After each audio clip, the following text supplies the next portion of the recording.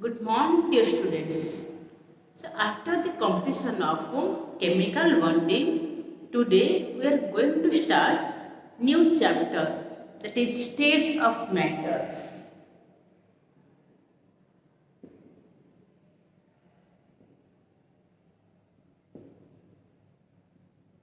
So, as you know, matter exists in three forms, that is solid, liquid, and gaseous form. So, today here we are going to study about gaseous state. Okay, so gaseous state.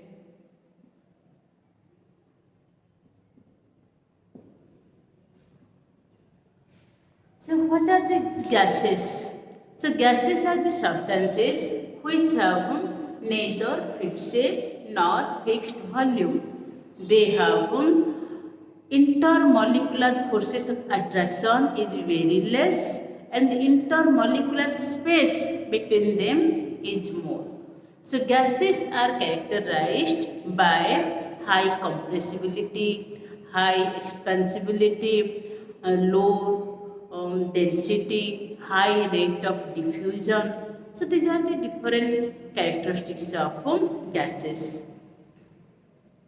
And some other gases are also characterized by different colors, like your nitrogen dioxide or iodine vapor. If you consider about, so the iodine vapor has purple color, and when you consider about chlorine gas, it has greenish yellow color. Fluorine gas, it has pale yellow color. Nitrogen dioxide gas, it has brown color. And some other gases are also characterized by their odor, that is their smell. Okay, but whatever may be, all gases, in all cases, they have high rate of diffusion and slow, then they have low densities, high compressibility, high expansibility, and also they exert pressure in which the container these are, in the container in which these are kept. Okay, so you know earth is surrounded by a blanket of air. So due to the force of attraction or due to the gravitational force, all these gaseous molecules are attracted towards earth. As a result, it exerts pressure on earth. That is called earth's atmospheric pressure. So these are the different general characteristics of gases. To study about the gases, the behavior of gases, so the behavior of gases are generally studied by some fundamental properties like mass. The behavior of gases are studied by some fundamental properties such as mass, volume, pressure, and temperature.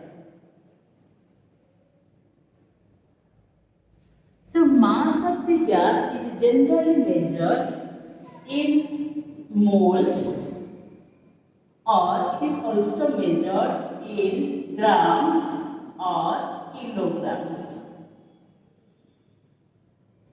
You know what is the relationship? 1 kilogram equal to how many grams, and how these moles are converted into grams, or gram can be converted into moles. Already we have discussed in basic concepts of chemistry. Let's come to volume. The volume of the gas is generally measured in terms of meter cube or centimeter cube or decimeter cube, etc., or liter or milliliter. So look here, 1 decimeter cube, that is equal to 1 liter. Similarly, 1 centimeter cube, known as 1 cc cubic centimeter, that is equal to 1 ml, 1 milliliter. And 1 meter cube, that is equal to 1 meter cube, that is equal to 1000 liter, or 10 to the power 3 dm cube, 10 to the power 3 dm cube, 1000 liter, 10 to the power 3 dm cube, or 10 to the power 6 cm cube or 10 to the power 6 ml. So these are the some relations so that it will help you for further calculation. Okay. Next, pressure. So pressure of a gas is generally measured in different units. Pressure of a gas generally expressed in different units. So the different units of pressure are atmosphere,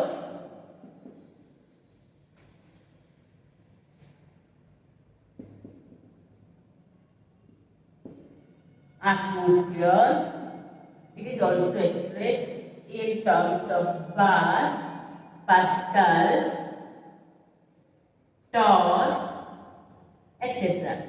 Okay, so according to torsielli torr, so 1 Pascal equal to Newton per meter square. This is also known as Pascal. Okay, so what are the relationship between? So when the mercury column rises about 76 cm or 760 mm, that is called 1 atmosphere, and that is also called torr. Okay, so 76 cm of mercury, that is equal to 760 torr, or you can say 760 mm of mercury, that is equal to 1 atmosphere.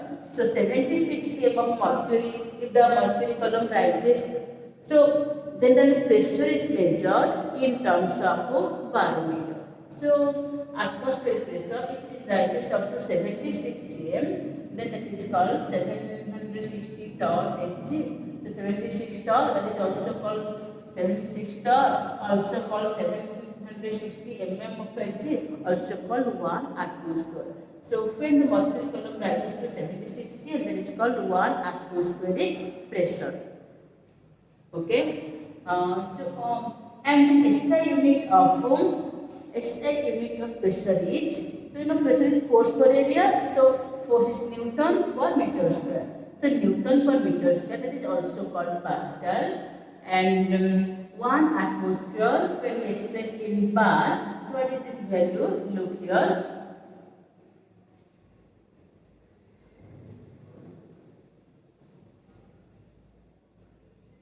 1 atmosphere equal to 1.01325 bar.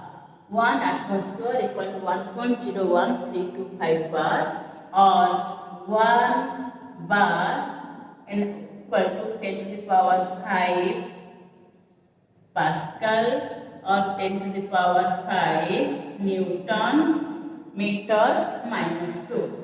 So in this way, 1 atmosphere equal to 101,325 Pascal, and 1 bar 0.986 atmosphere. So remember these relations so that it will help you for further calculations.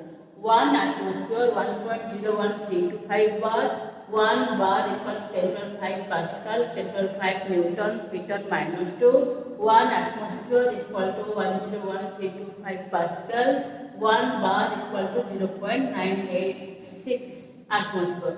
So 1.01325 and 10.5 is equal to Pascal. Or if it is given below than 1, that is also you can express it in another way.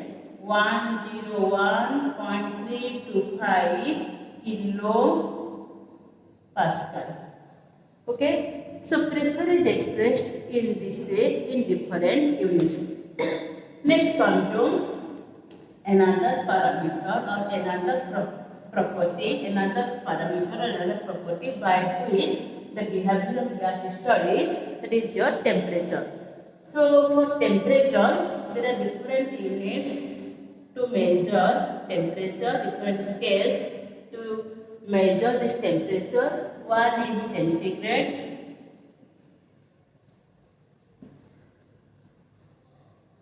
another Fahrenheit, and another Kelvin scale. Most commonly, we use centigrade or Kelvin, and it is found that 1 Kelvin, so Kelvin temperature, the Kelvin temperature equal to centigrade temperature plus 273. So when the centigrade temperature 273 is added, it gives you the Kelvin temperature. This is also called absolute temperature. So this temperature is also called absolute temperature or Kelvin temperature. Okay. So these are the different units by which we can measure the properties of gases or the behavior of gases. So when the behavior of gases are studied, by using these parameters or these properties, some generalization, some relations were found, and these relations are termed as, so the interrelation between the different terms. The interrelation between, by interrelating some different terms, so some generalizations were made, and these are called the gas laws. So gas laws are the generalization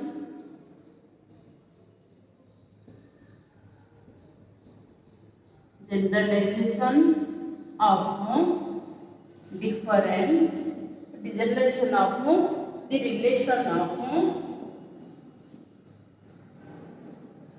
relation of different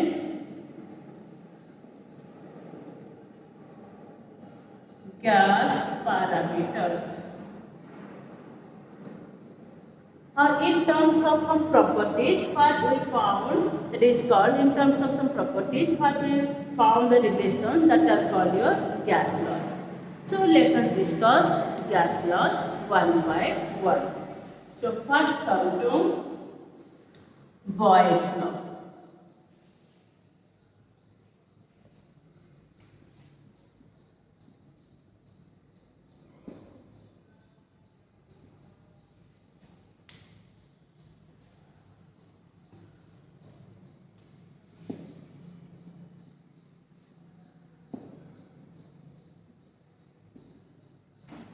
So this law is given by Boyle. So this law is given by Robert Boyle.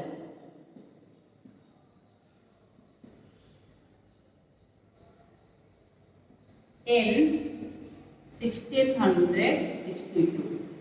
So this law states that the volume of a given mass of gas is inversely proportional to its pressure at constant temperature. So actually this law is the relation between pressure and volume. This law is the relation between pressure and volume at constant temperature. Okay. So this law states that the volume of a given mass of gas is inversely proportional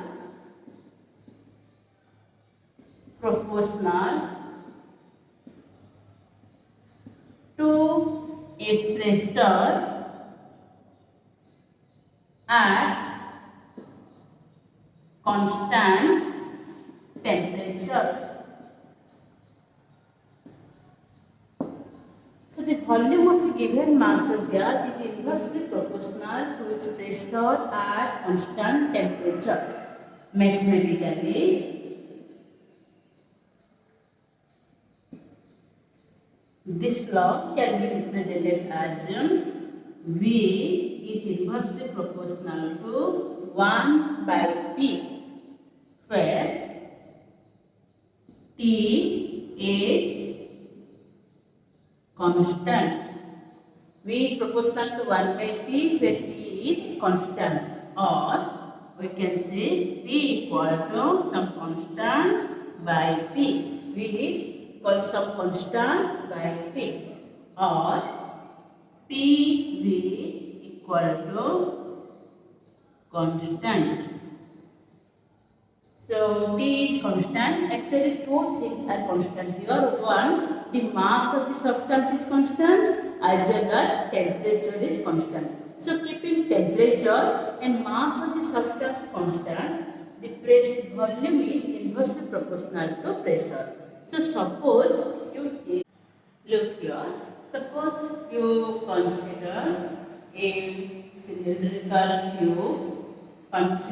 container which is fixed with a movable piston, okay, and it contains some gas. And when you push down the cylinder, push down the piston, then what happens? Push down the piston, then what happens? The pressure of the gas increases because the number of molecules striking per unit volume or unit area that increases. So in this way pressure increases. As the pressure increases, the volume, what happens volume? Initially the volume was V1 and after some time the volume becomes V2. So by applying pressure, the volume of the gas decreases. Similarly, if you pull off the piston, then what happens? The volume of the gas, it will increase. Volume of the gas, it will increase.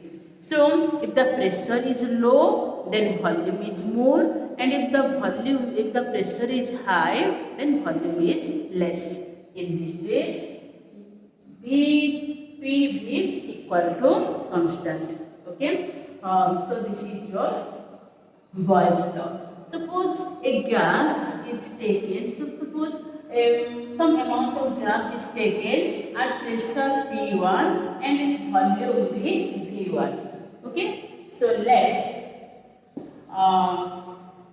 V1 volume of a gas. Let V1 volume of a gas at temperature T is P1. So P1 V1 equal to K, some constant as Pp equal to constant. P1 V1 equal to constant. Let the pressure increase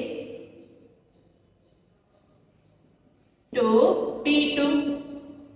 Then volume decrease to V2 at same temperature.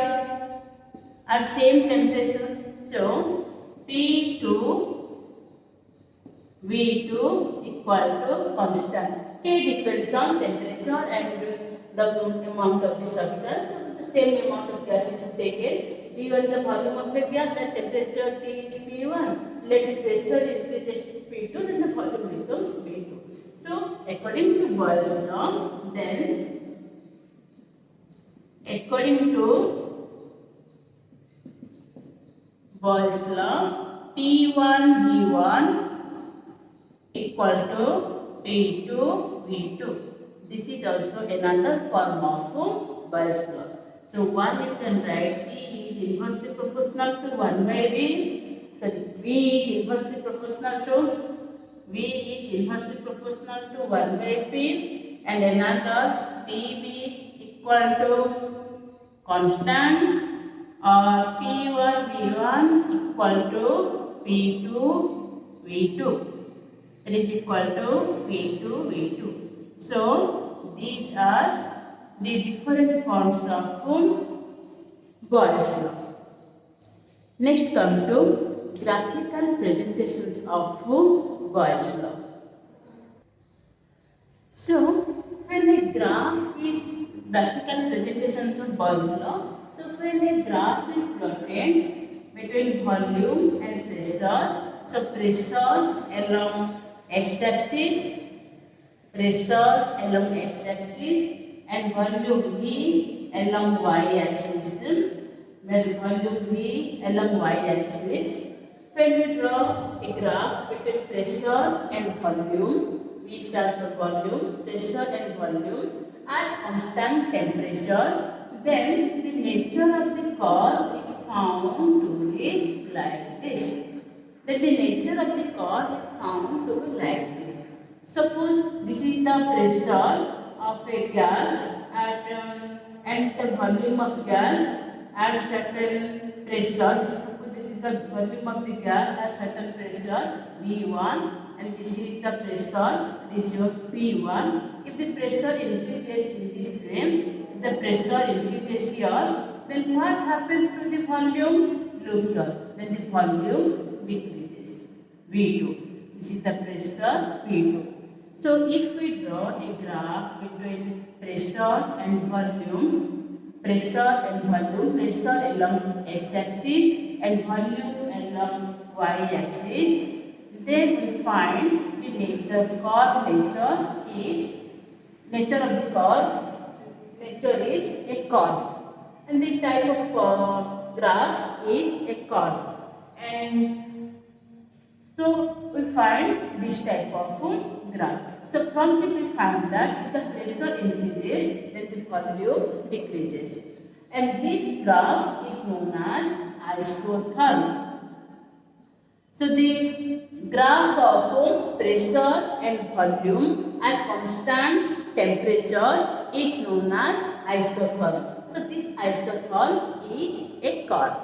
Similarly, if we draw a graph between, suppose here in this direction PV, and in the direction P, in the x-axis if we take pressure, and in the y-axis if we take the product of pressure and volume. So whatever may be the pressure you increase, then what happens to the PV? The PV is always constant.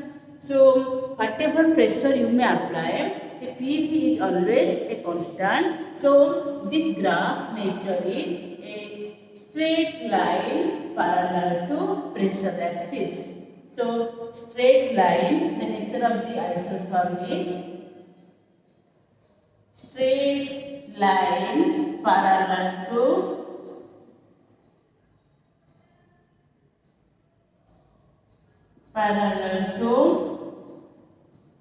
pressure axis,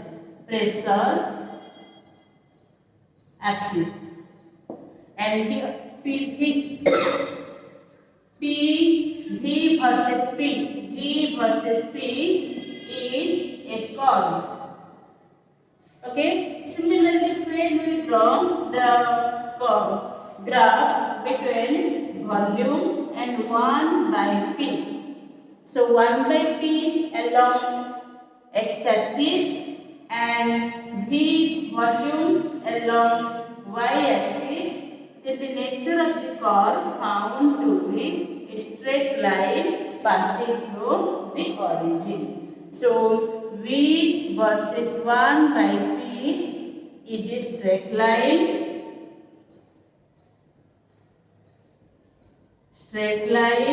passing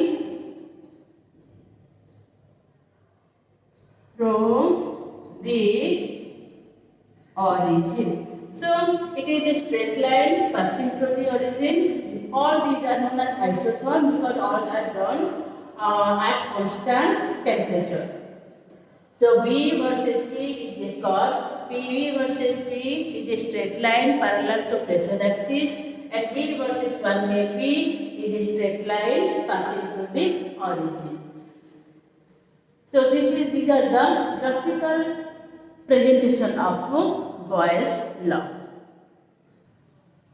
Practical importance of Boyle's law or significance of Boyle's law. So as you know that when pressure increases, volume decreases, but the amount of the gas is same. The amount of the gas is same, number of moles is same. So in this way, number of molecules per unit volume decreases. Sorry, number of, so first this is suppose some pressure is applied here. So the pressure is applied and the volume decreases. As the volume decreases, we have taken the same amount of gas. As we have taken the same amount of gas here, as we have taken the same amount of gas, the number of molecules per unit volume that increases. So the number of molecules per unit volume increases. We can also see the number of molecules per unit area that also increases. In this way, its density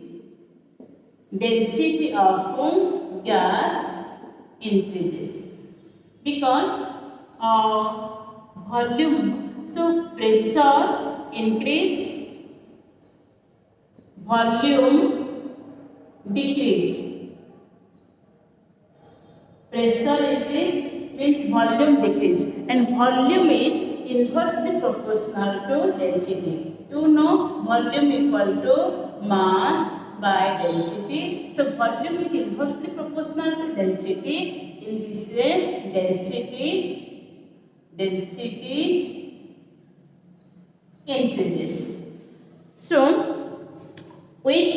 density increases.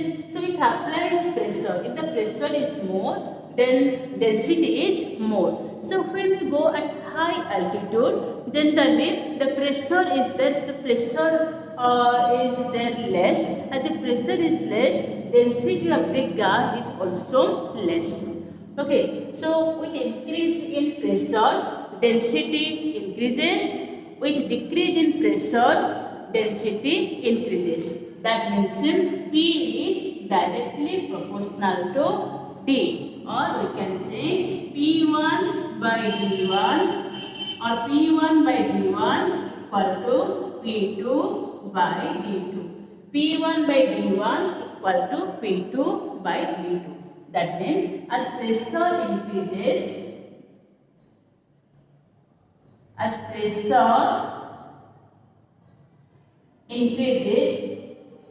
density increases. Okay, so this is the practical importance or significance of Boyle's law. So where we can find the gas is more dense and where we can find the gas is less dense, that can be determined also from pressure at constant temperature. Next, come to some numerical problems based on Boyle's law. Let us solve two numerical problems based on Boyle's law. First, starting from 2. A sample of gas occupies 100 dm³ at 1 bar pressure and 0 degree Celsius. If the volume of the gas is reduced to 5 dm³ at the same temperature, what additional pressure must be applied? So first, what is your P1? So P1 equal to 1 bar and V1 is equal to 100 dm³. And what is given V2? The final volume is equal to 5 dm³. And what is P2? We have to find out first. Then what is given? So according to Boyle's law,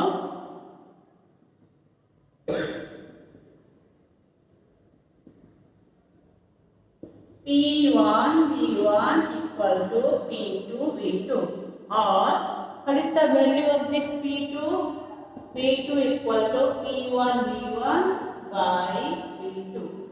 So P2 equal to P1 V1 by V2, that is equal to 100 into 1 bar first given. So for pressure we are applying 1 bar into 100 dm³ divided by 5 dm³.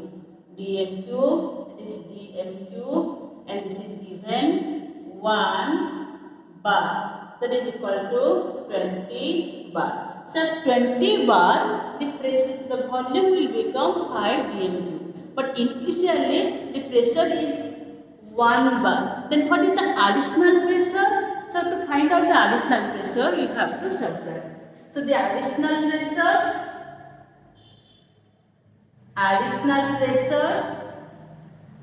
that is 20 bar minus 1 bar is equal to 19 bar. So the additional pressure is 19 bar. Okay. Next come to question number 1. That is a 150 ml of oxygen gas is collected at 25 degrees Celsius and 750 mm pressure.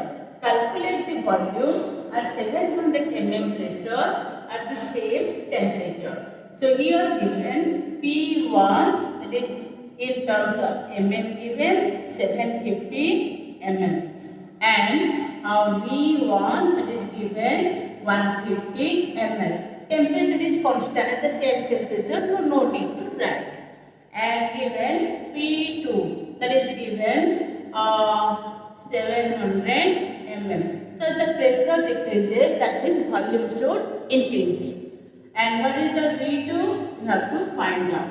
So P1 V1 equal to P1 V1 equal to P2 V2, or V2 equal to P1 V1 by P2.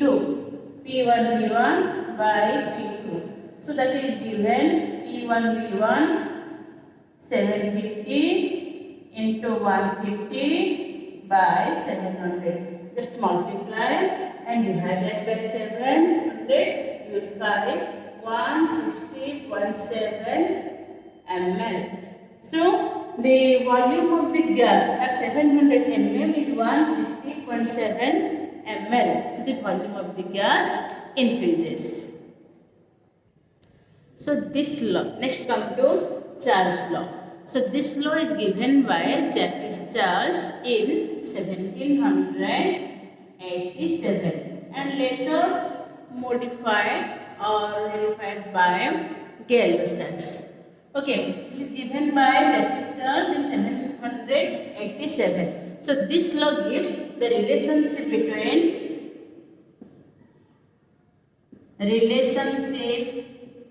between volume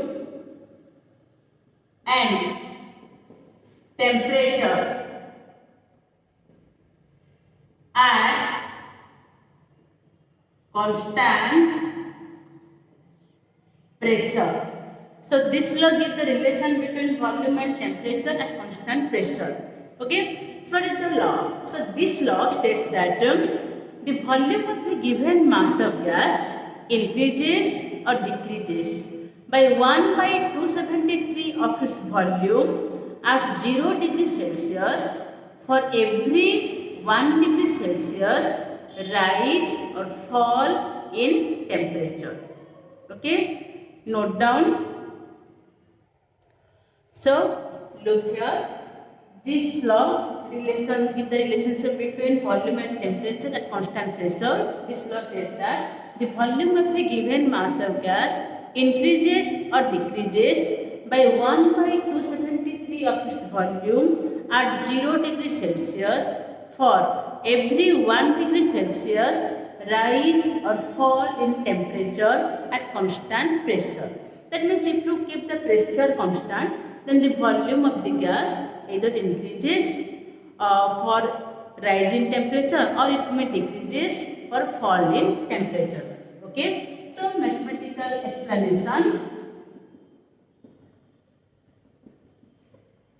Mathematically, let V0 be the volume of gas at 0 degree Celsius. Okay. Next, then what is the volume of the gas at 1 degree Celsius? Then volume of gas at 1 degree Celsius. So it increases. So if we increase it, then it increases by 1 by 273 of its original volume. So the first volume is V0 and it increases by V0 by 273. Okay, so 1 into V0 by 273 ml. Then volume of gas at 2 degrees Celsius, that is V0 plus 2V0 by 273 ml. Similarly, the volume of the gas, then the volume of gas at minus 1 degree Celsius, so it decreases. If it increases, then it increases by 1 by 273. If it decreases, then it is also decreases by 1 by 273. So volume is V0 minus 1 into V0 by 273 ml. Similarly, then the volume of the gas at minus 273 degrees Celsius. What will be this volume? V0 minus 273 V0 by 273 ml, that is equal to 0 ml. Okay, so that is equal to, so 273 V0, 273 0, it is equal to, so in this way, it is equal to 0 ml. So the volume of the gas does not exist at this temperature. The volume of the gas becomes 0. So the temperature at which the volume of the gas becomes 0 is known as absolute zero, or the volume of the gas ceases to exist is known as absolute zero. And generally at that temperature, no gas exists. Either the gas cool down to the existence solid form or in liquid form. So the temperature at which the volume of the gas becomes 0. So the volume of the gas at minus 273 becomes 0. Minus 273 degrees Celsius becomes 0. So the temperature at which volume of the gas becomes 0 or the gas ceases to exist is known as absolute zero. That is 0 Kelvin or minus 273 degrees Celsius. That temperature is called absolute zero. Minus 273 degrees Celsius or 0 Kelvin is called absolute zero. Okay, so now let us derive it. So which is V1 like this. Then what is the volume of the gas? The volume of the gas,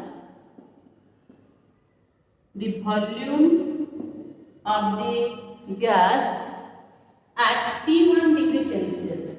Volume of the gas at T1 degree Celsius. At T1 degree Celsius. What will be volume? That is V0 plus V0 into T1 by 273.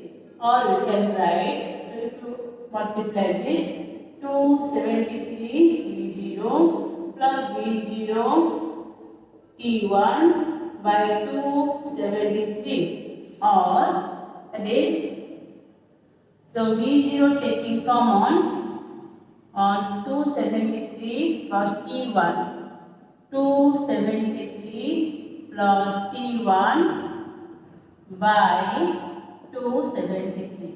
Look here. So any degree Celsius temperature, T1 is the Celsius temperature and this is the 273. If you add this, then it will give you the Kelvin temperature. Let this be T1.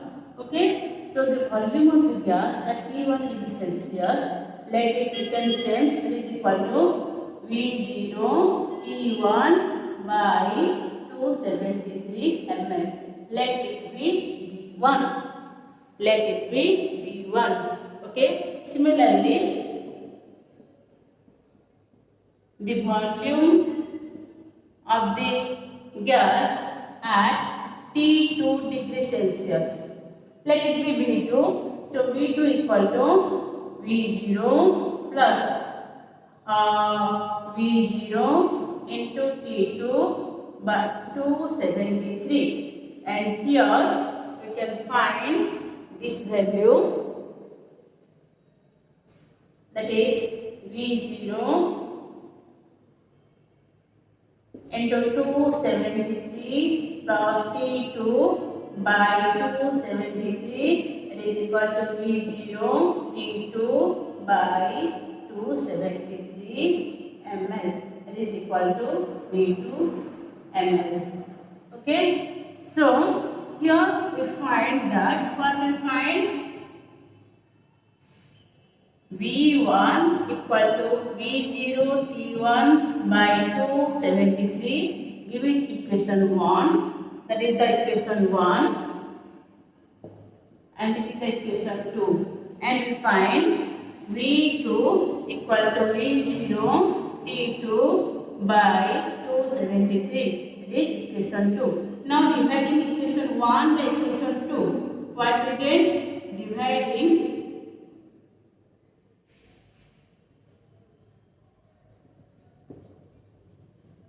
Dividing equation 1 by equation 2, what we get? V1 by V2, V1 by V2 equal to V0 T1 by 273 divided by V0 T2 by 273. So 273, V0 cancels, that is T1 by T2, or what we find, V1 by V2, T1 by T2, or V1 by T1 equal to V2 by T2, or we can write V by T equal to constant, V by T, or V by T equal to K. So you can write V by T equal to K. So from this, what we can write? So from this, the Charles law can also stated as at constant pressure, the volume of the given mass of gas is directly proportional to its absolute temperature. So absolute temperature means what is the Celsius temperature? If you add 273, then that gives you the absolute temperature. The Kelvin temperature is also known as absolute temperature. The Kelvin temperature or the Celsius 273 plus Celsius temperature, that is known as absolute temperature. So from this, the Charles law can also state it as at constant pressure,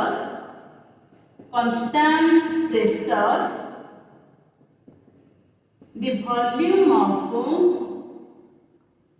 a given mass of gas, at constant pressure, the volume of a given mass of gas is directly proportional